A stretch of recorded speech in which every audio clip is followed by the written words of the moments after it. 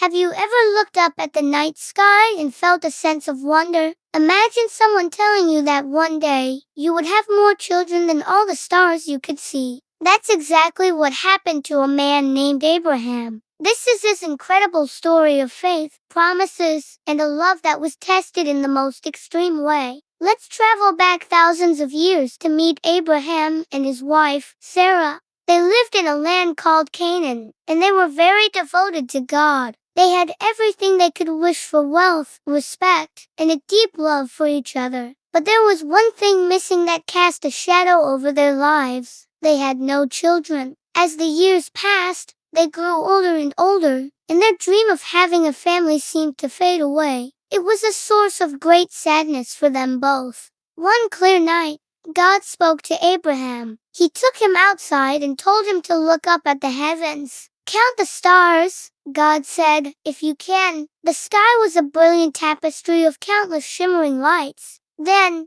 God made a promise that seemed absolutely impossible. He told Abraham, "So shall your descendants be." Abraham, already an old man with a wife past the age of childbearing, was being promised a family so large it would outnumber the stars in the sky. It was a staggering promise, but in that moment, looking at the infinite stars, Abraham chose to believe. He put his complete trust in God's word, even when it made no logical sense. Years went by, and then more years. Abraham was now 99 years old, and Sarah was 90.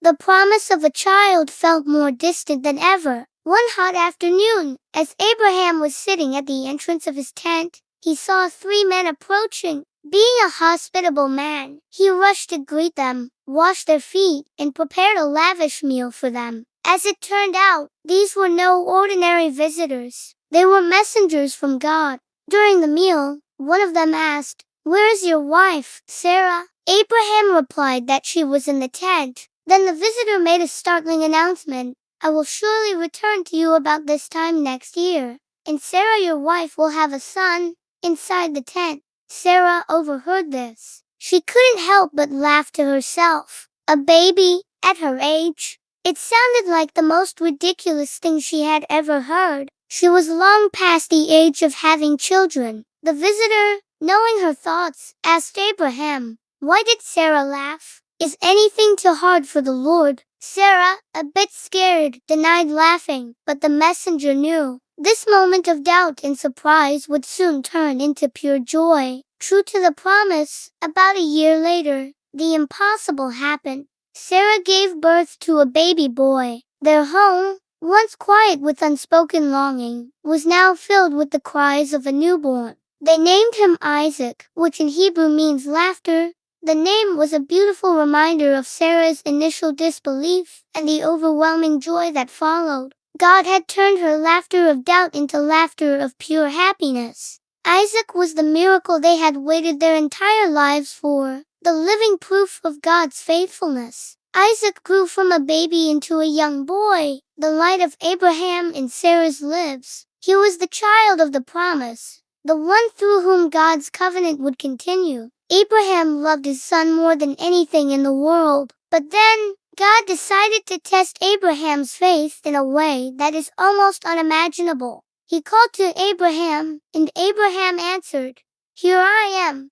God said, "Take your son, your only son, whom you love, Isaac, and go to the region of Moriah. Sacrifice him there as a burnt offering on a mountain I will show you." Can you even imagine the heartbreak? The son he had waited a century for, the miracle child, God was now asking him to give back. It was a command that went against every human instinct, every fatherly feeling. Abraham's heart must have been shattered into a million pieces. We can only guess at the sleepless night he must have endured, the tears he must have shed. Yet, despite his overwhelming grief, Abraham's faith in God was absolute. He had learned over many years that God's plans were perfect, even when they were painful and impossible to understand. Early the next morning, without telling Sarah what he was about to do, Abraham got up. He saddled his donkey, took 2 of his servants and his son Isaac, and set off for the place God had told him about. For 3 days, they traveled in what must have been agonizing silence. On the third day, Abraham saw the mountain in the distance. He told his servants to wait with the donkey while he and Isaac went to worship. He said, "We will worship and then we will come back to you." Even in this dark moment, his words hinted at a sliver of hope, a deep trust that somehow, God would make things right. As they walked up the mountain together, Isaac, carrying the wood for the offering, turned to his father. He asked an innocent, heart-wrenching question, "Father, the fire and wood are here, but where's the lamb for the burnt offering?" Abraham's voice must have been thick with emotion as he replied, "God himself will provide the lamb for the burnt offering, my son." When they reached the spot, Abraham built an altar. He arranged the wood, and then, with a heavy heart, he bound his beloved son Isaac and laid him on the altar. On top of the wood, he raised the knife, his hand trembling, ready to obey the command of the God he had trusted his entire life. In that final, terrible moment, just as his hand was about to come down, an angel of the Lord called out from heaven, "Abraham, Abraham, do not lay a hand on the boy. Do not do anything to him. Now I know that you fear God, because you have not